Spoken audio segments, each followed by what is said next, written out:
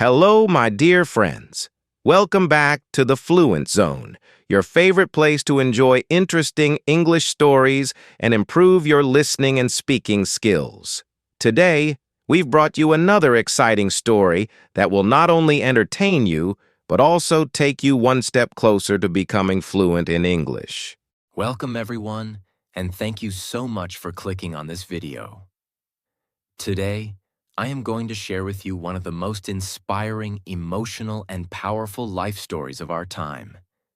This is not just the story of a man. It is the story of dreams, struggles, pain, hope, hard work, rejection, belief, and victory. This is the story of a boy who was born in a small house in India with very little money, no mobile phone, no laptop, and sometimes not even a proper chair to sit and study.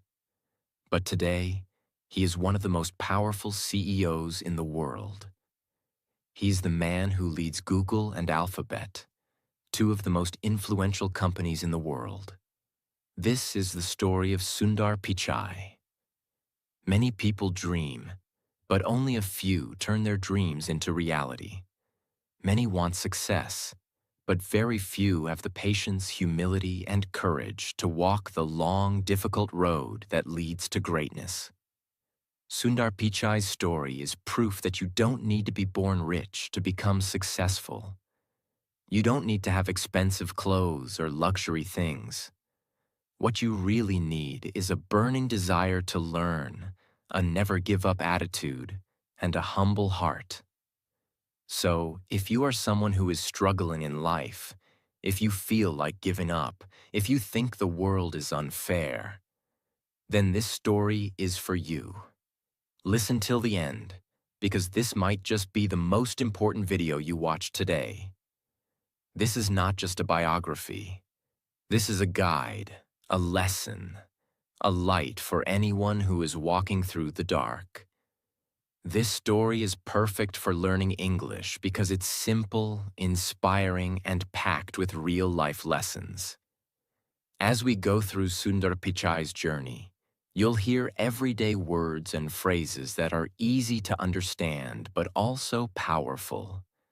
You'll learn how to describe challenges, success, and motivation, all in simple English. Plus, the story will help you improve your listening skills while keeping you engaged with a real, exciting life story.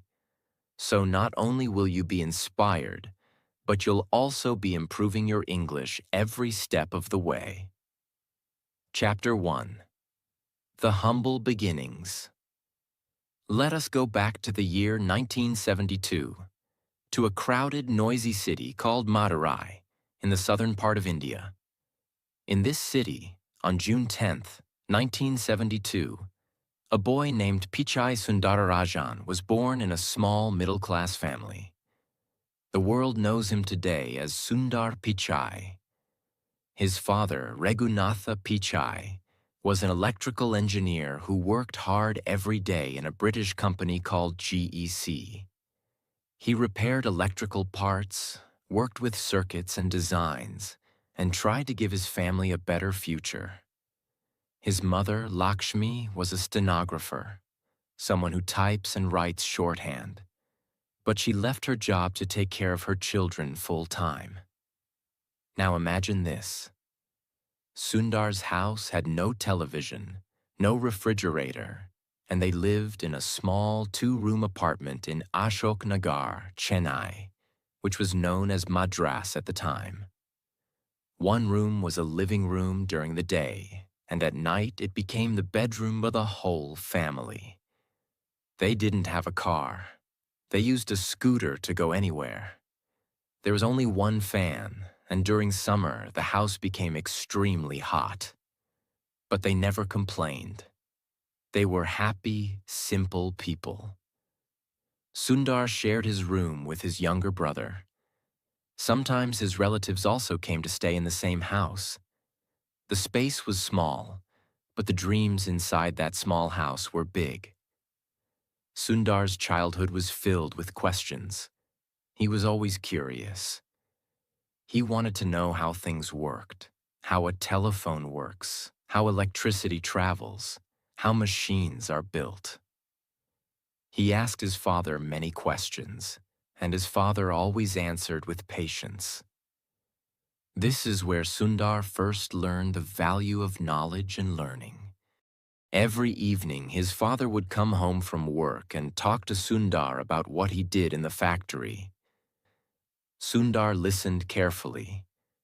He didn't understand everything, but he learned to think like an engineer. He learned that behind every great thing in a world, there is hard work, discipline, and design. Now listen to this powerful part. They got a telephone at home only when Sundar was 12 years old. It was a simple rotary phone. You had to turn the dial to call someone. And here's something very surprising. Sundar had a photographic memory. He could remember every single phone number he dialed, even after calling it once. That was the first moment when his family realized Sundar is special. Even though he was very intelligent, Sundar was never proud or arrogant. He was quiet, polite, and shy.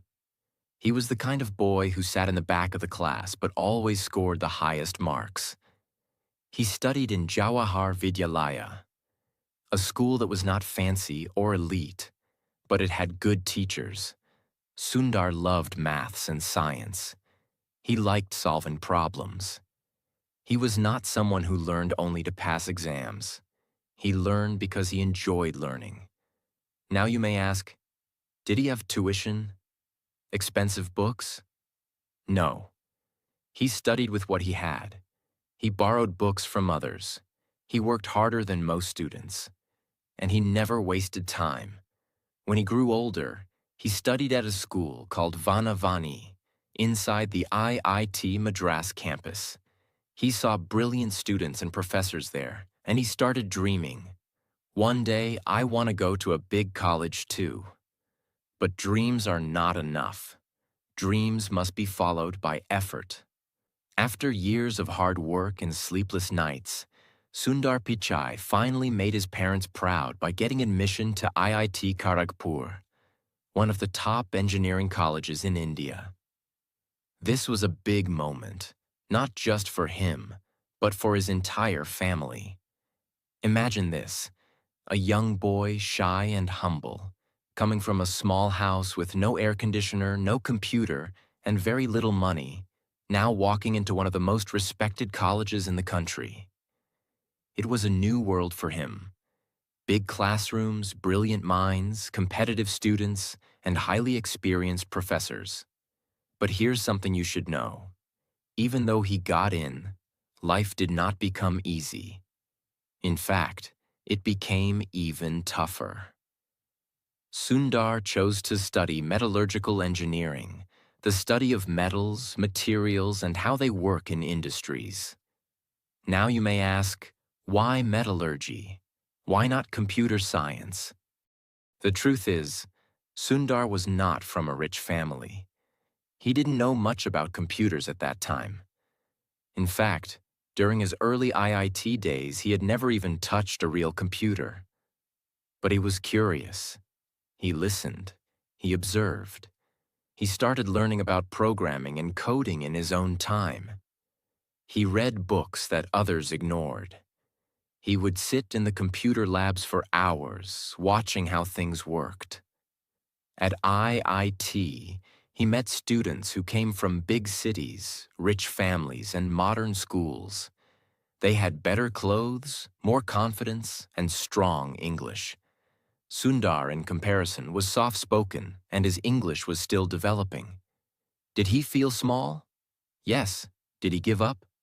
Never. He didn't speak much, but he listened more than anyone. He was not loud, but his thoughts were sharp. He didn't try to compete with others. He tried to compete with himself. Sundar worked silently. While others were wasting time partying, Sundar was reading books, solving problems, and thinking deeply. He never tried to show off. He was focused on one thing: growth. His professors noticed his talent. They saw that Sundar had something special, a calm mind and deep intelligence. One professor even said, "Sundar Pichai is one of the most promising students I've ever seen." During his final year at IIT, Sundar applied for a scholarship to study in the United States of America. His dream was to do a master's degree from a top university abroad. He applied to Stanford University, one of the best universities in the world. And guess what? He got selected. But now came the biggest challenge: money. The flight ticket from India to the USA cost almost $1,000 at that time, which was more than his father's entire yearly salary. Just imagine the situation. They had no credit cards, no sponsors, no internet banking, no online fundraising. Just one simple Indian family trying to support their son's dream. What do you think happened? His father didn't think twice. He took a loan, used up all his savings, and borrowed money from relatives. Because he believed, if I invest in my son's education, it will change his life. That is what great parents do. They sacrifice everything for their children. So one day, with one suitcase, a heart full of hope, and tears in his mother's eyes, Sundar Pichai took his first flight ever, from Chennai to California. He was going to a country he had never seen before, a culture he didn't understand, and a life that was completely different from what he had known.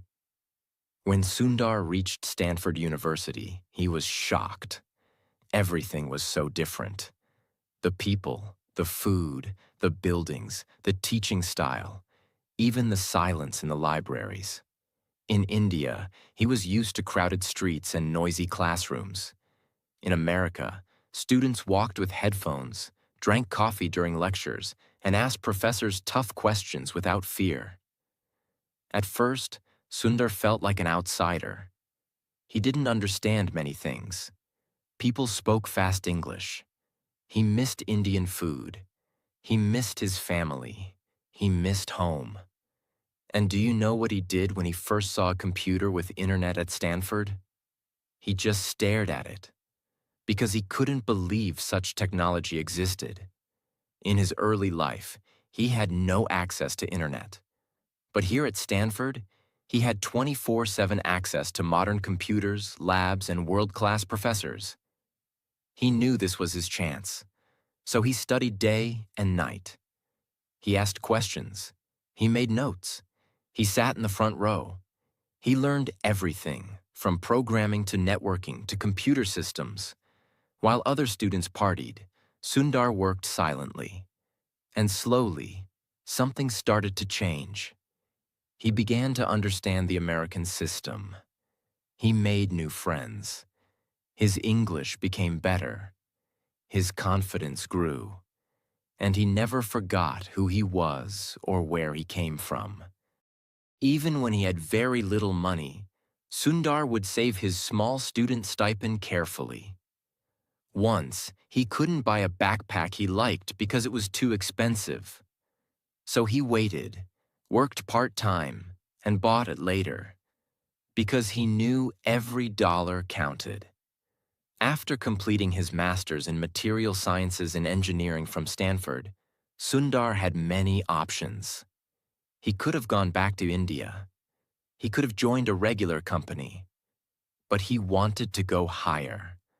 He wanted to work in Silicon Valley, the place where all tech legends live and work. Apple, Microsoft, Google, Intel, Facebook, all are born there. But getting a job in Silicon Valley was not easy. Sundar worked for a few companies first. He joined Applied Materials. Then he went on to do an MBA from Wharton School at the University of Pennsylvania. At Wharton, he was named a Siebel Scholar and a Palmer Scholar, titles given to the top students of the class.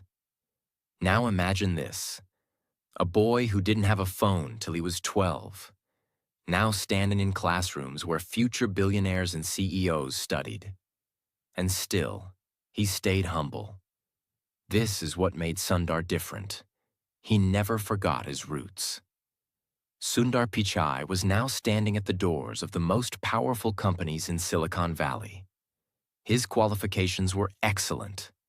Masters in Engineering from Stanford, MBA from Wharton with top honors, real work experience at companies like Applied Materials and McKinsey. But there was one thing he had in his heart that others didn't: hunger. A hunger to build, to learn, and to create something useful for the world. It was the year 2004, and Sundar had just applied for a job at a growing tech company called Google. At that time, Google was already known for its search engine, but it wasn't as huge as it is today. They had fewer products, fewer employees, and fewer offices. Sundar didn't know that this one interview would change his entire life. He prepared hard. He studied computer systems, logic problems, case studies. He knew he was not a typical programmer. But what he had was clarity, strategy, and the ability to understand what users need. On the day of the interview, he entered Google's office, which was not very flashy at that time. He was calm, focused. They gave him technical problems. He solved them logically.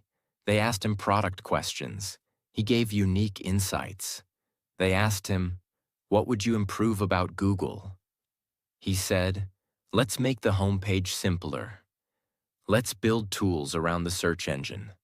Let's think beyond." He didn't say what they wanted to hear. He said what he truly believed.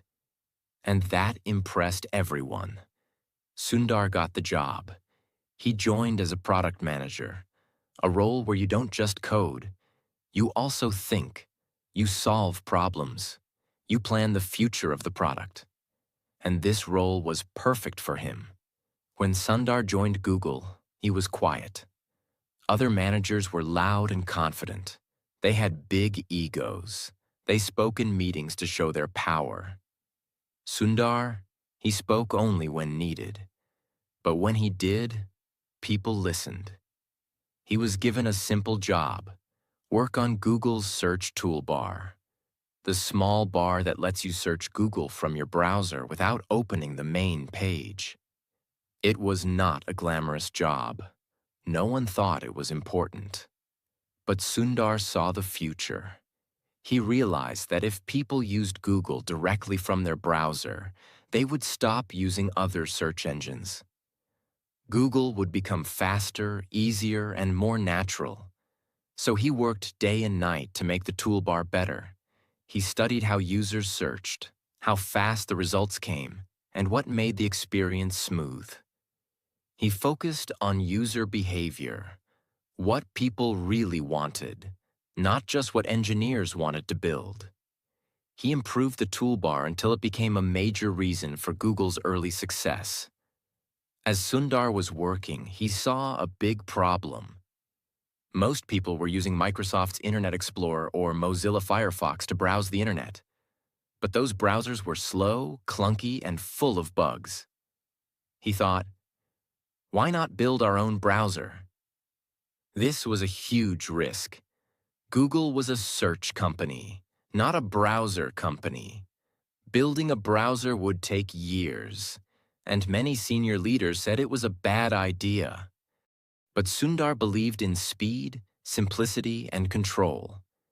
He said, if we control the browser, we can improve the full user experience. And if we don't build it, someone else will. Still, no one was ready to fund his idea. So what did he do? He kept pushing. He made presentations. He showed prototypes. He convinced one team member at a time. He created a small team and started building in secret. Finally, Larry Page, Google's co-founder, believed in him and said, let's go for it. That project became Google Chrome. When Chrome launched in 2008, it was clean, fast, and easy to use. People loved it. Within a few years, Google Chrome became the #1 browser in the world. And this one product made Sundar Pichai a rising star inside Google. Why? Because he had a clear vision. He built a strong team. He took a huge risk. And most importantly, he put the user first. He didn't build Chrome to become famous. He built it to solve a real problem. And that's what true leaders do. After Chrome, Sundar didn't stop. He worked on Google Drive, Gmail improvements, Google Maps, Android. He later took full control of Android. Every time, he led his team with humility. He was not bossy. He listened to others. He allowed people to disagree. He created a culture of respect. His colleagues said, "Sundar makes you feel smart, even if he's the smartest guy in the room." He was not a micromanager. He gave people space. But he always asked one question: how does this help the user? That's why his projects were always successful, because he focused on people, not just technology. It was August 10th, 2015, a normal Monday. Sundar walked into the office like always, but this time, something big happened. Larry Page and Sergey Brin, the founders of Google, announced that Sundar Pichai would become the new CEO of Google. The whole tech world was surprised. But people inside Google were not. They knew this day would come. Because Sundar was not just an engineer. He was a visionary, a thinker, a leader, a problem solver, and most importantly, a kind and respectful human being. Think about it. The boy who grew up in a 2-room apartment in Chennai, who stood in lines to use a phone, who didn't have access to a computer until he came to the US, was now in charge of a company that controls the internet for billions of people. This was not a dream anymore. This was real life. But with great power comes great pressure. And that's what this chapter is all about. Sundar walked into the office on his first day as CEO without bodyguards, without shouting, without a dramatic press conference. No big speech, no loud words, just a warm smile, a quiet presence, a confident walk. He stepped into a room full of Google's top executives. He didn't start by talking about profits or numbers. He simply asked, "What's best for our users? What can we do that truly helps the world?" This was the kind of leader he was. Simple, thoughtful, user-focused, and deeply human. Being CEO of Google is not like running a small company. It's more like being a global leader. Why? Because Google touches billions of lives daily through search, YouTube, Gmail, Maps, Android. Millions of businesses through advertising and cloud services. Governments and schools through data, privacy, regulations. Every single decision Sundar made would be seen, judged, and discussed globally. If he made a mistake, it would be on the news. If he fired someone, it would trend on social media. If he launched a new product, the entire tech world would analyze it. So how did he handle that kind of pressure? Calmly, softly, powerfully. He didn't panic. He didn't play politics. He didn't attack critics. He did what he always did. He listened, thought deeply, and then spoke with clarity. Soon after Sundar became CEO of Google, another huge change happened. Google's co-founders, Larry Page and Sergey Brin, decided to step back and create a new parent company called Alphabet Inc. This was the holding company that would own Google, YouTube, DeepMind, Waymo, self-driving cars, and other ambitious projects. Guess what? In December 2019, Sundar Pichai was made the CEO of Alphabet too. Yes, now Sundar was not just responsible for Google, he was responsible for YouTube, Google Cloud, Google Search, self-driving cars, Waymo, artificial intelligence, DeepMind, and many other futuristic projects. It was like being the captain of 10 massive ships at once, each with its own engine, team, and mission. Still, he didn't panic. He led with strategy, with listening, with balance. Being a tech CEO means you're not only dealing with engineers and products, you're also dealing with governments, courts, activists, the public, and politics. Here are some of the major storms Sundar faced and how he handled them. The U.S. Congress hearings, 2018. In 2018, Sundar Pichai was called to testify before the United States Congress. Why? Because lawmakers were worried about user data privacy, political bias in search results, monopoly concerns, whether Google was too powerful. It was a tense moment. Powerful politicians were sitting across from him. Cameras were rolling live. Every word he said could become global news. But Sundar sat calmly. He explained Google's technology in simple words. He made complex systems sound human and understandable. He repeated one message. We do not manually control search results. We use algorithms, and our focus is to provide the most relevant results. He didn't argue. He didn't lose his cool. He simply educated. This moment proved something powerful to the world. Sundar Pichai was not just a tech expert. He was a communicator, a global leader, and a voice of reason in a chaotic world. The employee protests. Even inside Google, not everything was perfect. Employees protested certain military contracts. Some were upset about pay differences and lack of diversity. There were tensions around how AI should be used ethically. Sundar didn't run from these problems. He did town halls, where employees could ask tough questions directly. He listened, he responded, he made changes. He didn't try to be a boss. He tried to be a listener, a bridge, and a problem solver. While all this was happening, Sundar didn't stop focusing on innovation. Under his leadership, Google invested deeply in artificial intelligence, using it for translation, health, maps, search, and more.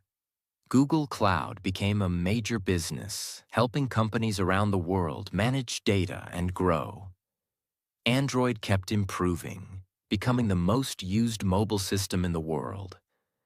Google Pixel phones were launched and improved.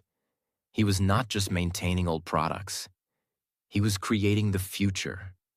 With so much power, it's easy to forget where you came from.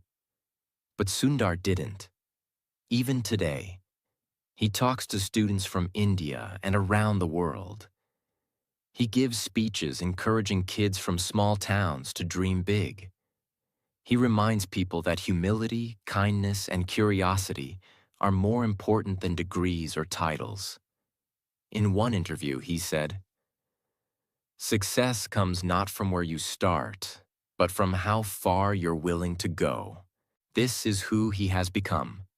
A man who leads billions, influences world decisions, and still lives by simple values. Many people think CEOs are always working, but Sundar knows the truth. Real success includes balance.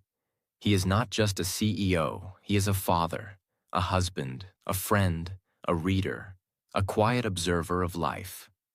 Family life. Sundar is married to Anjali Pichai, the same girl who supported him during college in India when he didn't have money to make phone calls. They have 2 children, and he makes time to be with them, no matter how busy he is. Personal habits. He starts his mornings with tea and a newspaper. He likes to walk and think deeply. He reads books about technology, history, psychology, and human behavior. He doesn't chase luxury. He chases clarity. Hobbies. He enjoys cricket, watching sports, and sometimes even cooking simple Indian dishes with his wife. Friends say, "He is the same Sundar we knew in college. He hasn't changed. He's still humble, still quiet, and still full of ideas. One of the most inspiring things about Sundar is this: he never tries to show off. He wears simple clothes. He speaks softly. He doesn't talk about money or fame. He talks about ideas, innovation, and how to make people's lives better. This is rare in today's world. Most people want attention. Sundar wants impact. In one interview, someone asked, "Why don't you act like other billionaires? You live so simply." He smiled and said, "My goal was never to be rich. My goal was to be useful." Powerful, isn't it? Today, Sundar Pichai is respected all over the world. He has been listed in Time magazine's 100 most influential people multiple times. He is invited to speak at world forums about the future of AI, climate change, and digital freedom. World leaders want to collaborate with him because he understands not only technology, but humanity. Still, whenever he's praised, he says the same thing. "It's not about me. It's about the team. I just had good people around me." Again, humility wins. Let's look at his financial success now, because this also shows what's possible when you follow your passion with discipline. Net worth, as of 2025, estimated to be over 1.5 billion USD. Annual salary, around $240 million per year, including bonuses, stocks, and performance rewards. Homes, a beautiful, eco-friendly house in Los Altos Hills, California, surrounded by nature. No gold statues. 100 cars. Just peace, books, trees, and family. Cars, Tesla Model S, BMW 7 Series, Range Rover, but he rarely shows off. Lifestyle, focused on privacy, peace, and personal growth. Still drinks cutting chai, tea when he visits India. Still reads Tamil newspapers when he gets time. These are some of Sundar's most powerful and unforgettable quotes. Read them, feel them, live them. Wear your failures as a badge of honor. Failure doesn't mean you are weak. It means you are growing. A person who is happy is not because everything is right in his life. He is happy because his attitude towards everything in his life is right. Attitude is everything. As a leader, it is important to not just see your own success, but focus on the success of others. Leadership is about lifting others. Be impatient to learn, but be patient to apply what you learn. Learn fast, apply slow and wisely. It is important to follow your dreams and heart. Do something that excites you. Passion is the fuel. Let's end this powerful journey with timeless lessons from Sundar's life. These are not just words. These are rules to live by if you want to rise from nothing to everything. 1. Your background does not define your future. Sundar came from a simple Indian family. He had no phone, no car, no money to study abroad. But he had dreams. Where you start doesn't matter. Where you're going, that's what counts. 2. Be curious like a child, always learning. He loved learning. Even as CEO, he reads every day. He listens to others. He upgrades his thinking. Stop scrolling. Start growing. Replace gossip with growth. Replace fear with learning. 3. Stay humble even when you rise. Sundar never became arrogant. He stayed soft-spoken, polite, grounded. Real strength is quiet. Real greatness whispers. 4. Choose kindness over ego. Even when attacked, he never hit back. He used truth, not anger. Calm, not chaos. Be kind, even when it's hard. 5. Success is not just about money. It's about usefulness. Sundar's goal was never luxury. His goal was to make a difference, and he did. Don't chase money. Chase meaning. 6. Believe in your own journey. He could have given up many times. When he was poor, when he was rejected, when people doubted him. But he believed. He kept going. Even if no one believes in you, you believe in you. Sundar Pichai's story is not just the journey of a tech leader. It's the journey of a human soul who started with nothing and built an empire with honesty, humility, and heart. Let his story remind you, you don't need to be born rich. You don't need to speak perfect English. You don't need connections. You need just one thing: a burning fire inside you to learn, to grow, and to never stop. No matter how hard life gets. If this story inspired you, if Sundar Pichai's life touched your heart, if you feel more motivated today, if you believe you too can rise, then subscribe to our channel to learn something new every single day. Here we tell you stories, teach you English, inspire your mind, and help you become the best version of you. This is not the end. This is your beginning. Go now, dream, work, grow. You are the next Sundar Pichai, and the world is waiting for your story.